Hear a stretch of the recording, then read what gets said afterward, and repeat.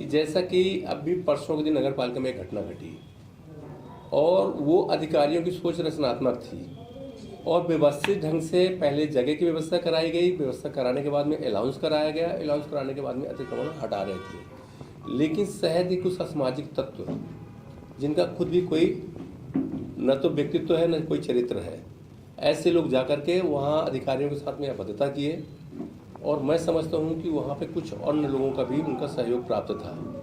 तो मैं सभी यहाँ के जनप्रतिनिधियों से, यहाँ के मीडिया साथियों से, यहाँ के व्यापारियों से, यहाँ के प्रबुद्धजनों से एक ही प्रार्थना करना चाहता हूँ कि अभी तक आपका शहर तहसील था, अब मैहर जिला बना है।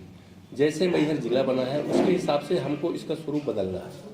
और कोई भी शहर की एक सुंदरता तब आती है जब वो शहर पे रोड चौड़ी हो। जैसे कि अभी हमारी घंटाघर से लेकर के देवी जी तक 4 लेन का टेंडर भी हो गया।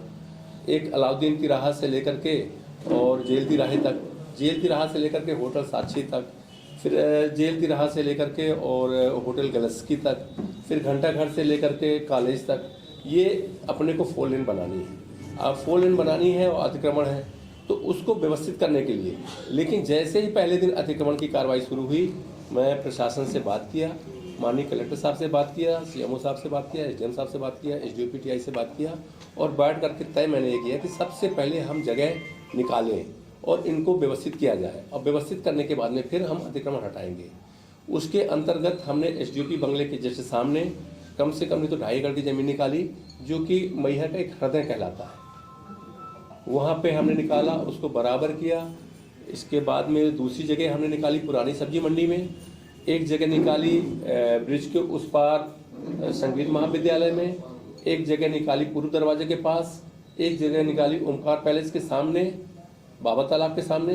मतलब इस तरह से हमने करीब शहर में 5-6 जगह की और बाकायदे लाइनिंग की, अलर्ट निकाला, नंबरिंग किया।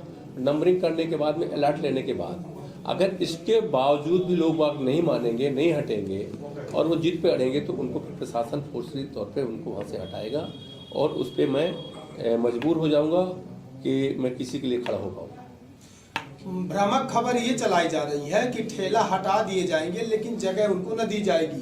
कई मीडिया कर्मियों द्वारा ऐसी व्हाट्सएप में खबर चलाई जा रही है और पूर्व विधायक के नाम पे इस तरह की भी खबर चलाई जा रही है कि गरीबों के साथ हो रहे अत्याचार को बर्दाश्त नहीं किया जाएगा। क्या कहना चाहेंगे इस पर? कोई मीडिया कर्मी के द्वारा नहीं चलाई जा रही है। मीडिया कर्मी की सहयोगात्मक रवैया है। कुछ व्हाट्सएप के लोग व्यक्तिगत स्वार्थ के हित में वो भी उस दायरे में आते हैं और जब वो उस दायरे में आएंगे, जब उनका अतिक्रमण हटेगा, उनका व्हाट्सएप अपने आप बंद हो जाएगा। और रह गई कि बर्दाश्त नहीं किया जाएगा, तो बर्दाश्त से अन्याय नहीं किया जाएगा। हमने आपको बोलता है इसके पहले भी कि हम किसी के साथ अन्याय नहीं कर रहे। इसके पहले भी कई बार अतिक्रमण हटाए गए थे लेकिन उनकी व्यवस्था नहीं की गई थी। मैं समझता हूँ आप लोगों के सामने खुली बात कर रहा हूँ कि शायद मैहर में ऐसा पहली बार हुआ होगा कि पहले हमने उनको व्यवस्था दी, जगह चिन्हित किए, एरो बनाए, लाइटिंग की, पानी की व्यवस्था की, टेबल में खाका तैयार किए, नंबरिंग किए, अलर्ट निकाले, इसके बाद अतिक्रमण हटाया गया। ऐसा कहीं किसी के साथ ज्यादती नहीं हो रही। कुछ स्वार्थी तत्व हैं जिनकी दुकान बंद हो रही है, वो सब रूमर फैला रहे हैं और अगर वो ऐसा करेंगे, व्यवस्था के बाद भी नहीं मानेंगे, तो फिर प्रशासन उसे सख्ती से निपटेगा। मेरा सवाल था ये कि व्यवस्थित अतिक्रमण की बात कर रहे हैं कि व्यवस्थित अतिक्रमण कर रहे हैं, हटा रहे हैं तो उनकी व्यवस्था भी कर रहे हैं। तो ये व्यवस्थित अतिक्रमण का कोई जो भी मास्टर प्लान हो आपके पास, तो वो मास्टर प्लान को जनता के सामने आप क्यों नहीं रख दे रहे हैं, जिससे कम से कम जागरूकता है कि ऐसा मास्टर प्लान मैहर के लिए आपने या प्रशासन बात कर रहे हैं आप? कौन जनता नहीं जान रही? आपने मालूम क्या कि जो नगर पालिका का यार्ड था वो कम से कम 2.5-3 एकड़ का है। उसको हम रात में खड़े होकर ठंडी में उसको सब हटवाए, उस यार्ड को शिफ्ट करवाए, वो जगह खाली किए। किस तरह से हम पब्लिक के बीच में रखें? पुरानी सब्जी मंडी को मैं चैन बाउंड की व्यवस्था करके उसका मलबा हटवा करके मनिहारियों के लिए, कपड़े वालों के लिए, जूता वालों के लिए, मोजा वालों के लिए हमने वहाँ व्यवस्था की। इसके बाद एसडीओपी बंगले के सामने हमने पूरी चौपाटी बनाई, बैनर बनाया, गेट बनाया, बाउंड्री बनाई, लॉकिंग का सिस्टम किया, चौकीदार रखे, पानी की व्यवस्था रखे। किस तरह की व्यवस्था चाहते हैं आप? एक से साथ सवाल ये भी जुड़ा हुआ है कि हाथ ठेला व्यापारी के साथ ये जो अतिक्रमण जो हो रहा है, आप व्यवस्था देने की बात भी कर रहे हैं, ऐसा अतिक्रमण पॉश कॉलोनी जो भी मैहर में है उन कॉलोनियों में भी बड़े तबके के लोगों द्वारा भी अतिक्रमण किया था। क्या उस पर भी कोई कार्रवाई करने की आप सोच रहे हैं, प्लानिंग? देखिए, हमारे शासन की योजनाएं स्वावलंबी बनने के लिए हम खुद लोगों को रोजगार के लिए हाथ ठेला फाइनेंस भी करते हैं, उनको सामान भी देते हैं। लेकिन हम घंटा घर पे हाथ ठेला नहीं चलाएंगे। वो हाथ ठेला हमारे कॉलोनियों के लिए है। हमारे कॉलोनियों को मदद मिले, वो ठेला से लेके जाएं, सब्जी लेके जाएं, कपड़े जूते चप्पल जो भी लेके जाएं, कॉलोनी में अगर वो लेके भागते हैं उनको कोई तकलीफ नहीं। कॉलोनियों में जो वहाँ के निवासी हैं, जो पॉश कॉलोनी मैया की कहलाती हैं, वहाँ पे भी जो निवासी है वो अतिक्रमण कर रहे हैं अपने घर के सामने। क्या उन पर भी कार्रवाई करने की आप प्लानिंग कर रहे हैं? अतिक्रमण के दायरे में जो भी आएगा उसका अतिक्रमण हटेगा, चाहे वो व्यापारी हो, चाहे फुटकर वाला हो, चाहे ठेले वाला हो, चाहे रहवासी हो। शहर को अपने को अतिक्रमण मुक्त करना है। क्यों? कि शहर को अपने को सुंदर बनाना है। हमारा मैहर जिला बना है, हमको जिले के नज़रिए से उसको देखना है। माँ शारदा लोक का गठन हुआ है। हमारे यहाँ मिनिमम 10 से 15 हज़ार आम टाइम पे लोग आते हैं, और जब कभी मुंडन होता है, जब कोई ऐसा कुछ त्यौहार होता है, तो यहाँ लाखों लोग आते हैं।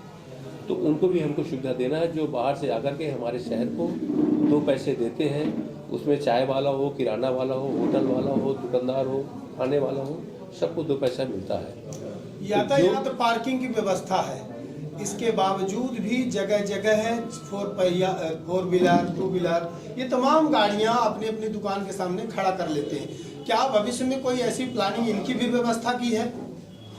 देखिए, हम जगह चिन्हित कर रहे हैं। एक साथ सारा कुछ नहीं हो सकता। हम एक तरफ से प्रयास कर रहे हैं। सबसे पहले हमने अतिक्रमण हटाया कटनी रोड का, फिर इसके बाद में जेल तिराहे से लेकर के अपन रिवर रोड की तरफ बढ़े, फिर इसके बाद घंटाघर की तरफ गए। क्रम बाई क्रम हम अतिक्रमण हटा रहे हैं। और अतिक्रमण शहर की सुंदरता के लिए नहीं, जैसे गाड़ियां खड़ी करते हैं लोग बाग अपनी दुकान के सामने, और कुछ परचेज करने भी आए हैं लोग, वो भी अपनी गाड़ियां वहीं खड़ी कर दिए, तो क्या उन पर कार्रवाई भी होगी या? कार्रवाई हो रही है। मैं तो समझता हूँ कि 1 हफ्ते 10 दिन के अंदर नगर पालिका प्रशासन चैनिंग सिस्टम बनाएगा। अगर जो कोई चौराहे पे घंटा घर पे कोई गाड़ी खड़ी करता है और गाड़ी खड़ के दरबार करता है, तफरी करता है, उनकी गाड़ियों को लॉक किया जाएगा। जब उनकी गाड़ी 5-6 घंटे खड़ी रहेगी, उनको परेशानियां जाएंगी, तब उनको समझ में आएगा। तालाबों के सौंदर्यीकरण की बातें मतलब काफ़ी समय से होती आ रही हैं। तो सौंदर्यीकरण के लिए जो तालाब जो यहाँ पे है मैहर के क्षेत्र में, मैया विधानसभा में, उनके सौंदर्यीकरण के लिए भी कोई प्लानिंग आपके पास? अभी एक नई उपलब्धि मैं आपको बता रहा हूँ। आप बाबा तालाब की मैं बात करता हूँ। बाबा तालाब के सामने हमने पूरे पेवर ब्लॉक लगाए, सौंदर्यीकरण चल रहा है वहाँ पे। वहीं पे मैं आ रहा हूँ, उसको कराए। वहाँ पे एक पार्ट पे ओपन जिम डाल रहे हैं, एक तरफ चौपाटी रहेगी, और मेड़ का जो आगे सिरा है, जो पुराने पेड़ हैं, उन पेड़ों को अपन बढ़िया रंग छटा करके बढ़िया कलरिंग कर रहे हैं। इसके बाद में पेड़ लगा रहे हैं, लाइटिंग करेंगे और शहर की सुंदरता बढ़ा। सुरक्षा व्यवस्था की, क्योंकि ऐसी जगह पे जहाँ पे आप इतनी प्लानिंग कर रहे हैं, तो वहाँ पे सबसे बड़ी व्यवस्था होती है सुरक्षा की, जो कि लोग जाएं तो अपने आप, चाहे महिलाएं हो चाहे पुरुष हो, सुरक्षित महसूस करें, बच्चे सुरक्षित महसूस करें। इसके लिए भी चूँकि आपको आगे आना होगा। सुरक्षा की दृष्टि से तो अतिक्रमण हटाया जा रहा नहीं। चौराहे में अंडे की दुकानें लगी रहती थी, ऐसा कोई ठेला नहीं रहता था जहाँ के लोग बाग शाम के दूसरी व्यवस्था चालू नहीं कर देते थे। उसको कड़ाई के साथ में उसका पालन किया जा रहा है, और सारे लोगों को व्यवस्थित किया जा रहा है। ऐसा भी नहीं कि किसी को हम हटा रहे हैं, हम हटा रहे हैं व्यवस्था की तरफ से, लेकिन उनको व्यवस्थित भी कर रहे हैं।